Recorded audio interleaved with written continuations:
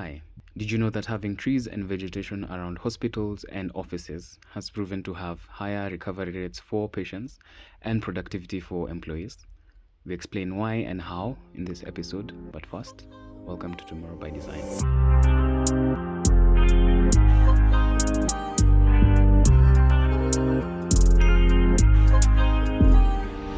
In this episode, we talk about the connection between the built and natural environments and the effects that vegetation has on the built environment, ranging from physical to psychological and even the metaphysical, learning all of this from a TEDx speaker. Let's get into it. Zinner.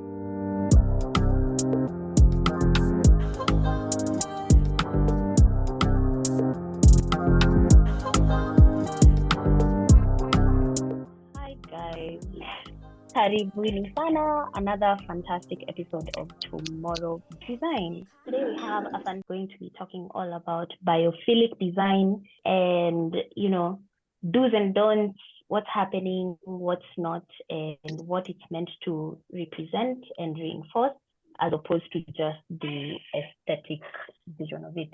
So let's jump right into it. I am your host, Annie Agesa, and this is your other host. This is your other host, Liani Munyori. This is your other host. Sydney Zhao. This is your other host. To cap it off, we have Louis Karaoke. Don't know if there's an other host. Oh. You're the host. And maybe we have one in our president. So we'll see how this goes. But mimi niko na swali kwanza. Absolutely. Mimi niko na swali. Swali za Mumeanza na hizi majina kubwa that really get my mind working overtime. What is biophilia? What is biophilia? So, have you ever seen beautiful buildings on the internet of countries like Singapore, and they have these big, beautiful, modern, eccentric buildings that have like plants all the way outside air?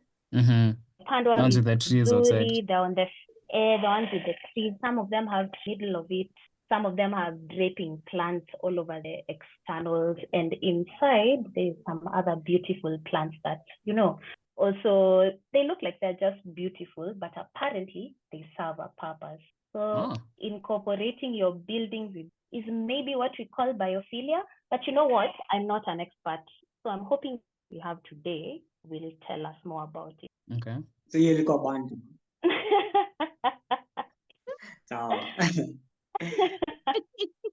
Kabisa.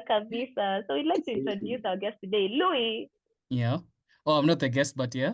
well, I think Louis, I want you to introduce our guest today. Okay.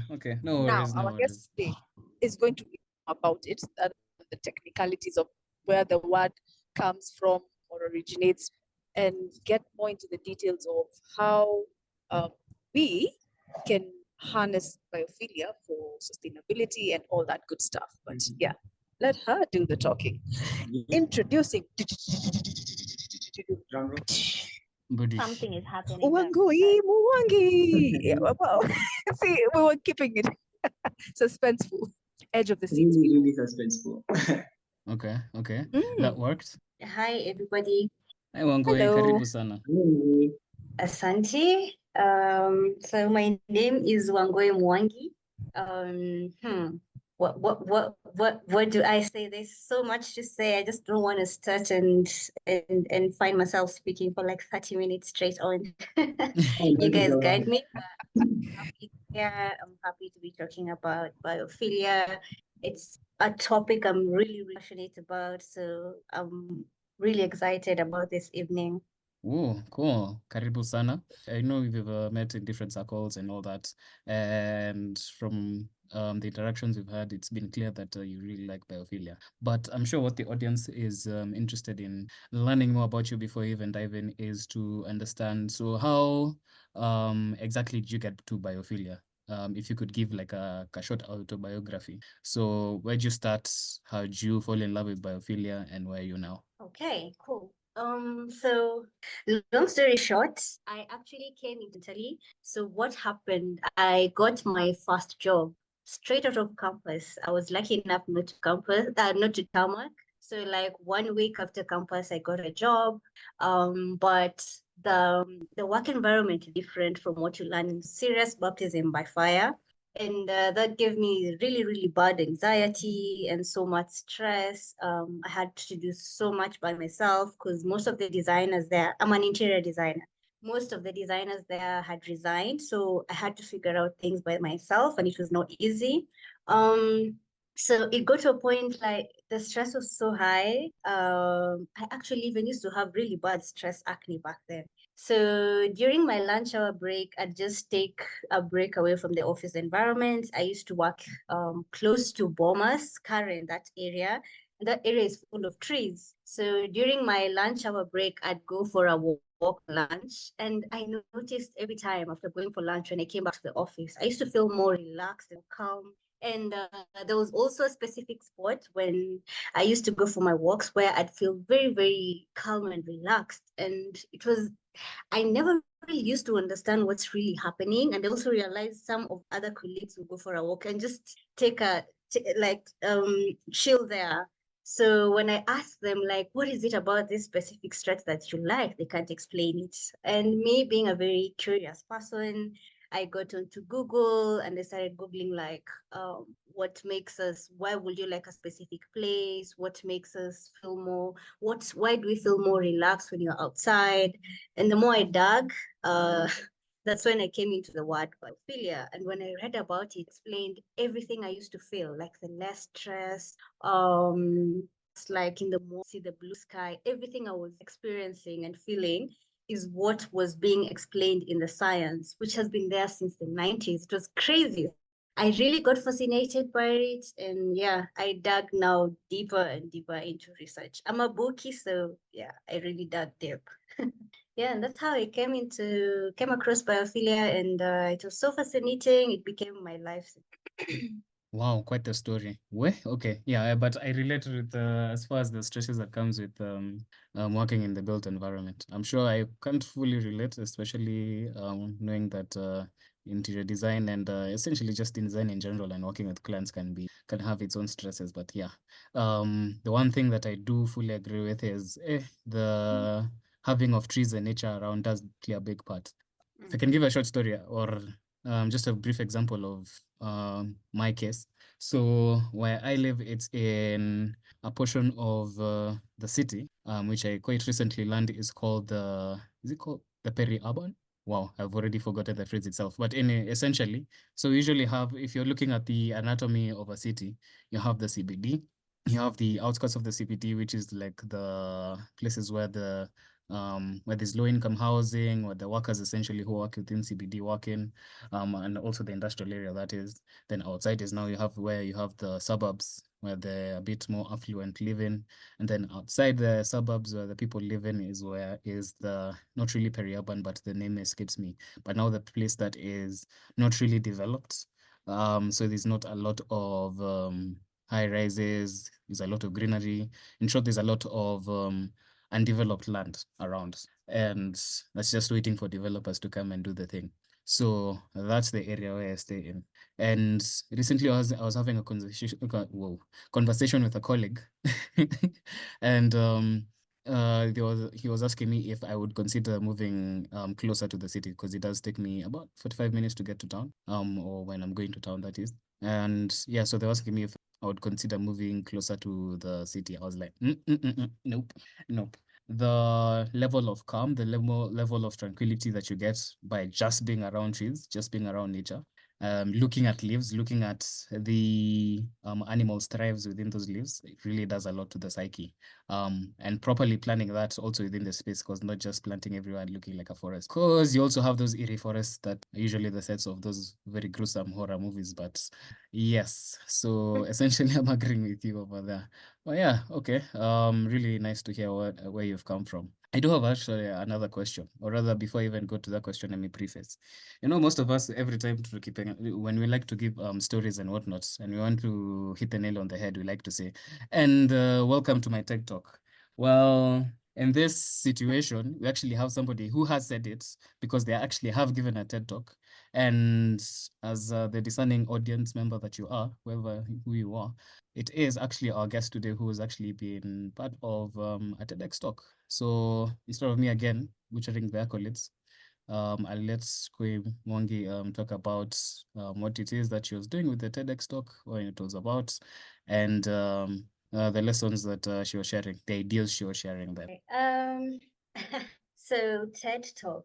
Well, the TED Talk, the theme was about creating climate conscious cities, and it was based around Kisumu. Like at the end of the day, we had to explain how can we make Kisumu city a climate conscious city. So for me, I was bringing in the element of biophilia, bringing in biophilia into our cities, into our city design, urban areas design, the roads, the buildings, everything, the built environment. So basically, I dove into explaining what is biophilia, where did it come from, and how do I relate to the whole of it. And basically, I'm someone who is very interested and also in love with vernacular architecture, traditional African way of life, spirituality, architecture, basically everything, because our ancestors were very sustainable. They took only what was required from nature. So even after studying biophilia for quite some time, I came to realize that's just an English name, but my ancestors lived biophilically. And from my TED talk, I was explaining the principles, the elements of biophilic design from an African perspective, dating back to architecture from what I could get back then. Images, it's very hard to get information. I'm sure you've come across that when you're looking for info, pre-colonial, post-colonial, some of it's very difficult to find, but I used what I could get that dates way back. So trying to explain biophilia in an African perspective, also showcasing how Kisumu can incorporate biophilia and also benefits of biophilia, financial gains, because we all know the health benefits. We all know it helps with energy efficiency, sustainability, but at the end of the day, we all want the money. So selling the biophilia concept also has to make sense, to people who have the money. So that was basically it. All right. So, but there's something that you've actually mentioned that I'm sure that we're all curious about and want to know more about. So you've said that you actually touched on or expanded more on the principles of biophilic design from an African perspective. Do you mind sharing what those are, or at least what you found from your research? Okay, well, when it comes to biophilic design, there are five major principles that we go by. So first being incorporating environmental features. So when you even go back to our ancestors in the way they built, they incorporated environmental features in their architecture by using natural local materials like mud, like palms, grass, wood. There's incorporating natural shape forms. When you look at the architecture back then, the heart shapes, they were conical shapes. These are the same shapes that you'll find in trees in nature. There's a lot of linear designs, even by the hearts, just as you see curves in nature, the curves that you'll see when you look at hills, trees, animal habitats. So there's a lot of studying nature to replicate what we have, and that being incorporating natural shapes and forms as a principle. There's also the principle of natural patterns and processes that we find in nature. For example, in nature, you'll find there's a lot of fractals. By fractals, I mean repeating patterns. For example, if you look at a tree, the way the tree is branching, from the branch to the leaves from the main tree itself to the branch to the tinier branches, they're all the same shapes, but in different scales. So you'll find these patterns in nature. You'll find a lot of hexagons in nature. So when you go back to our traditional African architecture, when you look at a village, for example, from the aerial view, you'll find it's a fractal. The huts are making fractal shapes. And it's very interesting because have been proven to actually reduce our stress levels because they're very but the more you look at them, the more the brain takes some time to digest them. It actually calms the mind. It's not like the way we just look at Netflix for hours and hours and after tired. When you're looking at fractals, it's bigger, a small pattern becoming bigger and bigger, or a big pattern becoming smaller. It's very interesting to look at. So there's natural patterns and processes incorporated in architecture. The other principle is light and space, where you'll find the houses had courtyards and verandas that, brought in light, and they blurred the distinction between doors and the outdoors. So there they also created a very seamless connection with nature, and at the same time bringing in a lot of light and bringing in the feeling of space. We have the principle of evolved human relationships, where architecture was not just about the structure, it was also about the relationship with the world. We had a very deep reverence for the natural world, respect. You'd find, for example, in architecture, you'll find a stone, some stones that are placed there, and they believed it was of spiritual importance, and they'd end up taking care more and more of nature because, of this evolved relationship. It's not just a physical relationship. There's also spirituality to take care of Mother Nature. It's a deeper relationship than that.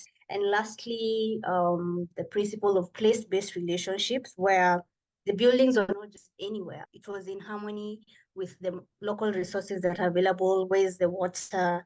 Where's the food? Where are the communal activities best placed? So buildings were placed with the reasoning to it. And it was, in regards to the relationships, the food, the water, communal activities, not here where we just build whatever. Yeah. So, yeah. Wow. Oh, awesome stuff. I like how you've blended the is one major key aspect that I don't think is there as much anymore in the modern context, and that's the respect for the natural environment, or the respect for nature that is needed. We don't really see what you were saying, that that the people of the yesteryear, or rather our ancestors or the previous generation, used to see the trees, used to see the natural environment as not just objects, but rather art in itself, or at least outputs by a divine creator, or Mother Earth, essentially. So I mean that's something really key. Yeah, I think a curious way of exploring this this field is asking ourselves why these patterns appeal to us so much. Like, why does it matter when you see fractals? Like, why does that affect your mind in such a deep way? Like, what's the science behind it? And like in terms of productivity, even in an office, I like being able to lift my head up and see a plant, like after being dug in the PC so much. So like, why do our brains appeal to that so much? Is it because we existed in nature much longer than we existed in buildings, or is there something deeper to all of it? You've actually answered it yourself. Yes. Actually, Koi, before you go any further, I actually had the same question as Sydney, because I've heard the interior designers online say that numbers like 3 and 5 appeal more to human beings because it's not oh, really? like completely balanced. Apparently, when you put lights above like a dining table, pick an odd number over an even number, it creates balance. Is that true? Is it anything to do with the fractal explained right now? Is it a dumb question? I just learned that today. Really? I didn't know that about the numbers. What? That's very interesting. But I'm also a fan of numerology. I just know I love the number 8 because it represents money and balance. Oh, say less. Sponsors hear that? We love number 8. Number 9. From today onwards, number 9. Octopizos onto something, Maze. And October babies, you can now feel some type of way. Which, by the way, I have beef with that, but anyway, I have beef with the English language in general. I thought Oct means 8, right? Then why is October the 10th month? Yes. I think this will be a whole other conversation, but Anyway, let's go with Oct. Not if we go that direction, we're not going to talk about biophilic. yes. I think the shape of an octopus is kind of biophilic. Like, I feel like the tentacles, the way they're spread out, it's organic. Maybe they're fractals. Yeah. Don't go looking for images of octopus. That's not good for your for your history. Trust me. It's going to be very sus. It's going to be very hard to explain. Yeah. Yeah, that's cool. So it's because we exist in nature. We existed in Yeah. nature long before, yeah. We've existed more in the natural world compared to the built environment. I mean, when did we start building? Just a few years ago compared to when did we start evolving in the natural world? So our mind, our brains are so used to this. That's why we love the ocean. You can't explain it. Okay, there are people who have traumas, maybe in relation to something that happened to them in an ocean or something in regards to nature, but most of us love rain, sleeping when it's raining. Like we have very similar responses to nature because of having evolved largely in the natural world compared to our built world. And also our brains also love complexity, but not too much complexity. We love complexity and order. When you look at nature, it's complexity in an ordered way. It's not just looking at a wall the way our walls are bare in the office. There's nothing interesting to look at. It's just the same old plain thing. But Yep. when you raise your head and you look at, there is so much variety. In fact, what I see is not similar to what you'll see. We'll never be able to see the same thing at the same time while we are looking at the same thing in nature. That's the amount of complexity, variation, and all that variation is very interesting to our brains.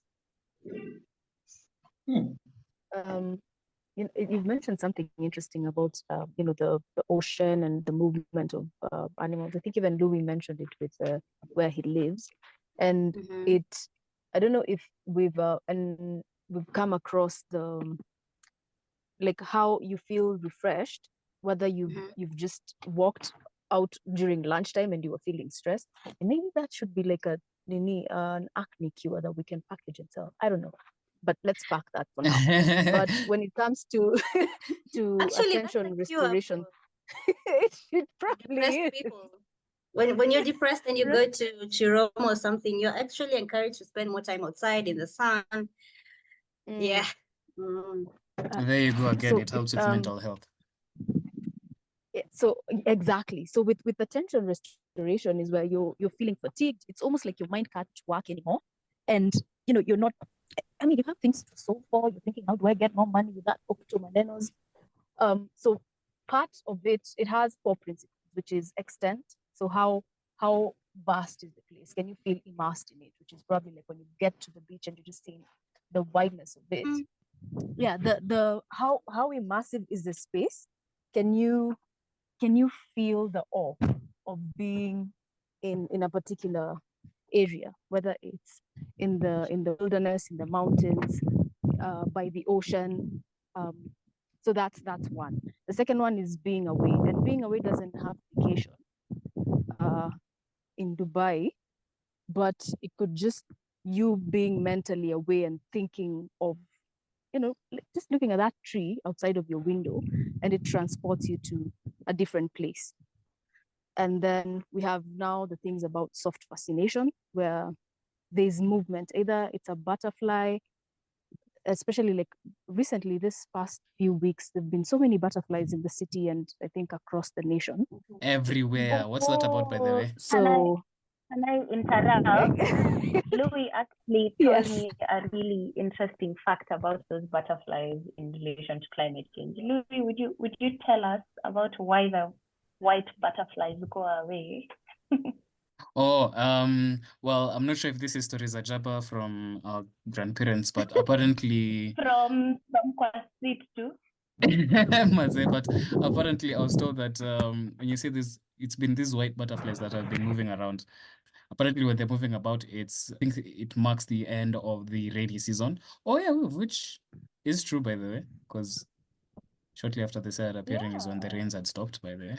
So yeah, apparently they mark the end of the rainy season, and now African summer, whatever that means for our context, starts. What do you guys think? Do you think it's true? What do you think of that?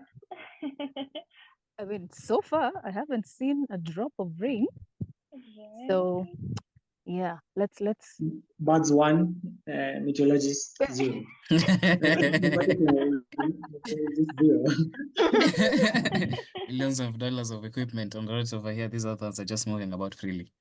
And the butterfly just flap and about. I think it just goes back to what Wangui was saying, that we've lived in nature much longer, and even our ancestors figured out a way to tell seasons and times without necessarily having like fancy, Oh yeah. right? Oh yeah. Yeah, definitely. Because we always want to believe that more complex is So, better, and the last when simplicity is most cases the better alternative. Yeah. That's an engineering quote, by the way, guys. sorry? That's an engineering quote, that like the best solution is it's the simplest one. It's not the complex AI-powered cooling system with LED screen showing patterns. It's a plant. I agree totally. Not only an engineering quote, but also a project leadership quote as well. Simplicity is key. But simplicity does not mean easy. Do not mistake for the it's just a life same. quote. Maze? True. That's very true. I I think it's basically now a life quote. Yeah. Yes. Right. So there's something that and there's something actually from all what you've said. So essentially, there's all these benefits that to be had from interacting with nature in general. So, and how even just naturally it's innate and it's in our DNA already that we yearn for this connection with the nature. So for people who number one probably just can't afford to take impromptu trips to nature, to the wilderness, or any other place where they can connect. How can we bring now the biophilia to the built environment or to the spaces that we already are in? And then are there also any other examples that you've seen, Wangui, in Kenya that do this very well? Okay, yeah. Well, it will still go back to the principles, because now from the principles we have elements of biophilic design. They're actually, attributes of biophilic design, which are 14 attributes.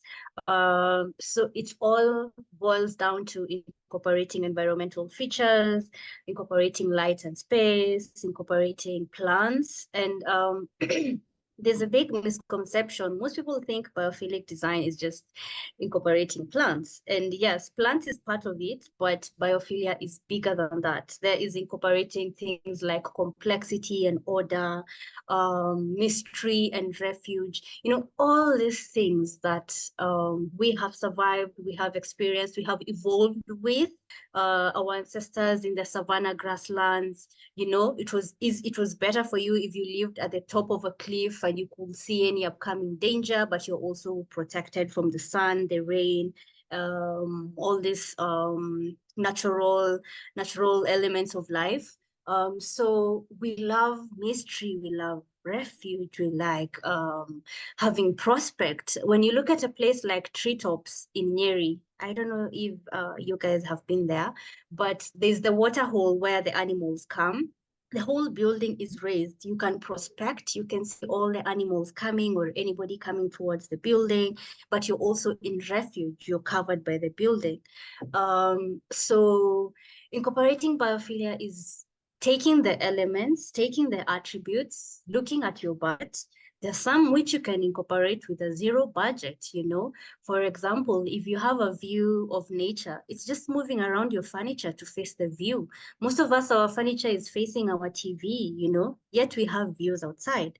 If it's a medium budget, you can decide, for example, if it's an office, you can have flowers brought in, you can have plants brought in, and there's someone to maintain that. If it's a high budget, we can have vertical gardens, we can have pergolas, it's a matter of budget and a matter of looking at the elements and the attributes. Anything is possible. And sometimes when we don't really have that access to nature, we can we can bring in replicas of nature. For example, I can come in with paintings, with customized wallpapers, with textures like the tiles that have a wooden look, but they're not really wooden. They all mimic nature. They do not have the same exact effect to calming you down and making you feel, all better than just having a concrete wall. So yeah. Wangui, so I have a question. Mm-hmm. A friend of mine just today asked, so in their off live plants, but they also have the artificial plants. Mm-hmm. So his question, like the impact that they give, is incorporating one but incorporating both, does it just have the same effect, something fresh that the artificial plant brings and the live plant brings? Yeah, definitely. The natural plants, of course, also act as air purifiers. They help with ventilation. They help with calming you. The artificial plants have the same effect. Okay, they will not clean the air, but because your mind registers some really look real. So when you look at them, it will give you the sensation that, oh, we have plants in the office, but it's not similar to a live plant, which will do also the air cleaning and bringing in the calm effect and creating its own humidity. Yeah. So yes, the feeling is there in terms of bringing the plants and getting into the space and being like, wow, this plant, it's biophilic, it feels calm, it's green, but it will never be the same with bringing in an exact plant, which is now actually doing all those things. Ooh. Okay. I have a question just on the heels of that one. So I know most of the of the biophilic. Wait, guys, I'm serious.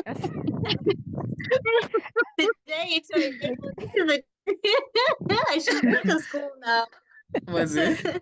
So in addition to like air purification and the visual elements that it brings with it, what other senses does biophilia have benefits to, like if it's scents from flowers, like that's the only example I can think of at the moment, but when it comes to other senses, so sound or smell, how else can we incorporate biophilia on that range of budget that you had spoken about?